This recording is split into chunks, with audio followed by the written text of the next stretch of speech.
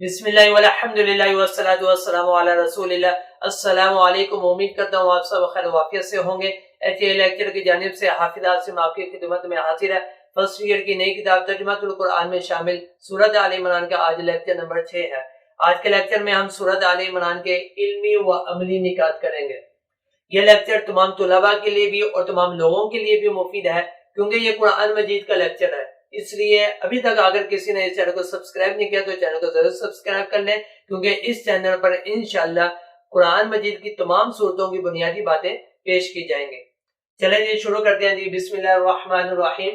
لیکن کتاب کے اندر 17 پوائنٹ ہیں، تو آج کے لیکچر میں ہم 9 پوائنٹ کریں گے اور اگلے لیکچر میں ہم انشاءاللہ 8 پوائنٹ کریں گے، ٹھیک ہے۔ ہر پوائنٹ کی آپ لوگوں نے ہیڈنگ بنانی ہے، اور اگر یہ لانگ سوال آ جاتا ہے تو آپ نے ہیڈنگ کے ساتھ اس لانگ کو کرنا ہے، اور کتاب کے اندر تو ہیڈنگ نہیں بنی ہوئی، پوائنٹ ہی ہیں، تو اس لیے ساتھ ساتھ آپ نوٹ کر لیں۔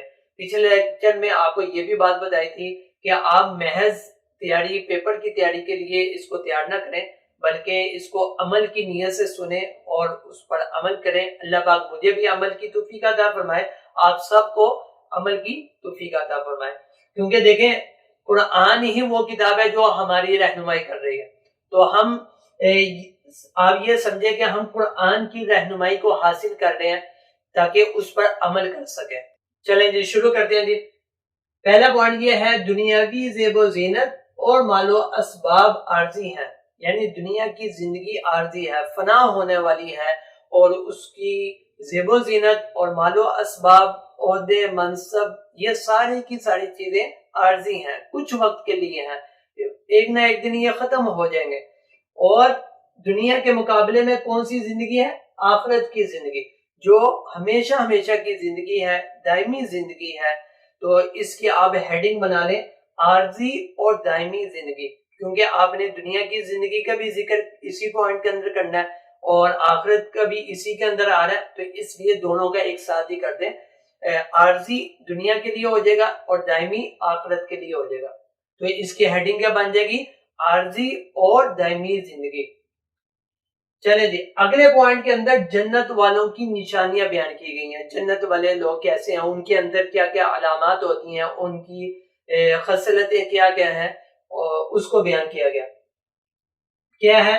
صبر کرنا، یعنی کہ صبر کرتے ہیں، ثابت قدمی اختیار کرتے ہیں، اور سچائی کا راستہ اختیار کرتے ہیں، سچ بولتے ہیں اور سچ والوں کا ساتھ دیتے ہیں، حق کا راستہ اختیار کرتے ہیں اور حق والوں کا ساتھ دیتے ہیں، اور اسی طریقے سے فرما برداروں کا رویہ اپناتے ہیں، ٹھیک ہے۔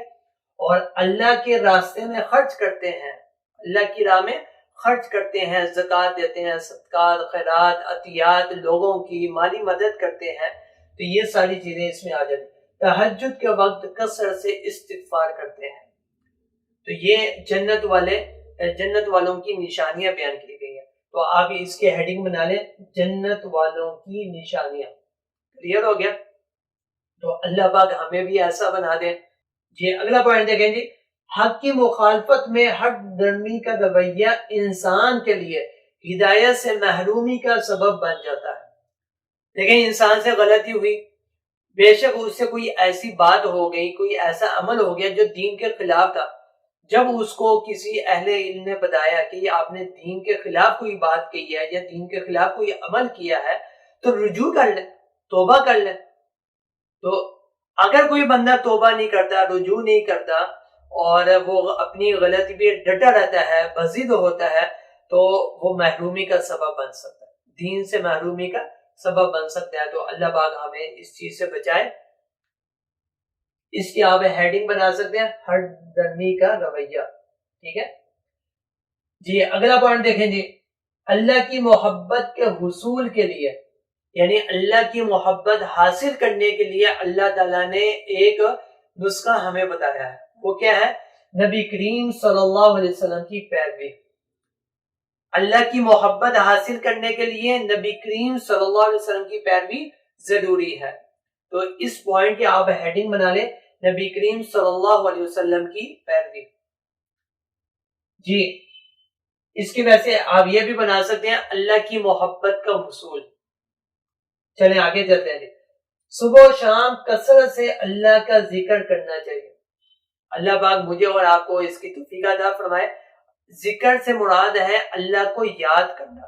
اللہ کو مختلف طریقوں سے ہم یاد کر سکتے ہیں. تسبیحات کے ذریعے سے بھی یاد کر سکتے ہیں. اللہ اکبر، سبحان اللہ، الحمدللہ، لا الہ الا اللہ. درود شریف پڑھ کر ہم اللہ تعالیٰ کا ذکر کر سکتے ہیں، اللہ کو یاد کر سکتے ہیں. نماز کے ذریعے سے اللہ کو یاد کر سکتے ہیں. تلاوت قرآن مجید کے ذریعے سے ہم اللہ کو یاد کر سکتے ہیں. یہ مختلف طریقے ہیں اللہ کو یاد کرنے کے. ذکر سے مراد وہی ہے، سمجھے، اللہ کی یاد. اس کی آپ ہیڈنگ بنا لیں، اللہ کا ذکر. اگلا پوائنٹ یہ ہے، دین کی دعوت کا ایک اصول یہ ہے کہ ان امور پر بات کی جائے جن پر سننے والوں کا اتفاق ہو. اگر اتفاق نہیں ہوگا تو پھر کیا ہوگا؟ اختلافات پیدا ہوں، پھر نفرتیں بڑھ جائیں گی. ٹھیک ہے، تو آپ اس کی ہیڈنگ بنا لیں، دعوت کا اصول، دین کی دعوت کا اصول. یہ بنا لیں، دین کی دعوت کا اصول. جی دیکھیں جی، اگلا پوائنٹ کیا ہے؟ کسی شخصیت سے محبت اور تعلق کی اصل دلیل اس کی پیروی کرنا ہے. کسی شخصیت سے محبت اور تعلق کی اصل دلیل یہ ہے کہ اس کی پیروی کرنا. آج ہماری سب سے بڑی خامی یہ ہے کہ ہم کسی اللہ والا کے نام لے کر ان کے نقش قدم پر نہیں چل رہے ہوتے، بلکہ من چاہی زندگی گزار رہے ہوتے ہیں. نام ان کا استعمال کر رہے ہوتے ہیں. انہوں نے جو چیزیں جو رہنمائی کی ہوئی ہے، اور اس میں یہ ذہن میں رکھیں بات کہ وہ اللہ اور اللہ کے رسول کے طریقوں کے مطابق ہی رہنمائی کی ہوتی ہے عام طور پر. ٹھیک ہے، تو غلطی بعد والوں کی ہوتی ہے، اس لیے بعد والوں کی غلطی کی وجہ سے وہ اللہ والے بدنام ہو جاتے ہیں. لوگوں کی نئے آنے والے لوگوں کی نظر میں اللہ والے کیا ہو جاتے ہیں؟ برے بن جاتے ہیں. کیوں؟ کیونکہ نئے آنے والے لوگوں نے جو یعنی کہ جن شخصیت سے محبت کر رہے ہیں، تعلق رکھے ہوئے ہیں، اور ان کے نقش قدم پر نہیں چل رہے، تو نئے آنے والا یہ سمجھ رہا ہے کہ ان شخصیات کی تعلیمات یہ تھی، ان شخصیات کی رہنمائی یہ تھی، تو اس لیے وہ بھی دین سے دور ہو رہا ہے، ان شخصیات کو برا سمجھ رہا ہے. حالانکہ ایسا نہیں ہے. ان شخصیات کا قصور نہیں، ان شخصیات کی غلطی نہیں، بلکہ غلطی ان کی، بعد میں آنے والوں کی غلطی. ٹھیک ہے، اسی طرح جیسے کہ اس کی ایک میں مثال آپ کو یہ دیتا چلا جاؤں کہ جتنے بھی اللہ والے نیک لوگ گزرے ہیں، انہوں نے کبھی یہ نہیں کہا کہ ہمارے مرنے کے بعد ہماری قبروں کو مزار بنا لینا. تو لوگوں نے بعد کے آنے والوں نے ان کی قبروں کو مزار بنا دیا، میلے کرتے ہیں ان کی قبروں پر آ کر. تو یہ غلط ہے، یہ ان کی رہنمائی نہیں ہے، ان کی تعلیمات نہیں ہے، انہوں نے یہ ہدایات لوگوں کو نہیں دی. اور اس پوائنٹ میں یہ بات بھی ذہن میں رکھیں کہ اس چیز کی پیروی کی جائے جو اللہ اور اللہ کے رسول کے اصولوں اور ان کے حکم کے مطابق ہو. اگر اللہ اور اس کے رسول کے حکم کے خلاف کوئی بات کہتا ہو، چاہے والدین اللہ اور اس کے رسول کے خلاف کوئی بات کہتے ہو، تو ان کی پیروی ضروری نہیں ہے. اس چیز کو اچھے سے سمجھیں. چلیں جی آگے چلتے ہیں. اس کی آپ ہیڈنگ بنا سکتے ہیں، محبت کی اصل دلیل. محبت کی اصل دلیل. جی اگلا پوائنٹ دیکھیں جی، اس کو توجہ سے سنیے گا، بہت ہی اہم پوائنٹ ہے. کسی برے شخص میں کوئی بات اور کسی برے گروہ میں بھی کوئی اچھا شخص ہو سکتا ہے. ٹھیک ہے، کہ کوئی ایک برا شخص ہے، اس کے اندر کوئی اچھی بات ہو سکتی ہے، اور اسی طریقے سے کوئی برا گروہ ہے یا کوئی بری جماعت ہے، اس بری جماعت کے اندر بھی کوئی اچھا انسان، اچھا شخص ہو سکتا ہے. عدل کا تقاضا یہ ہے کہ اگر کسی شخص میں کوئی اچھی بات نظر آئے تو اس کا احترام کرنا چاہیے. ٹھیک ہے، تو اس کی آپ ہیڈنگ بنائیں، عدل کا تقاضا. جی اگلا پوائنٹ دیکھیں جی، تمام انبیاء کرام علیہم دین اسلام ہی کی تعلیم لے کر آئے، دین اسلام کے سوا کوئی دوسرا نظام اللہ کو قابل قبول نہیں، ٹھیک ہے؟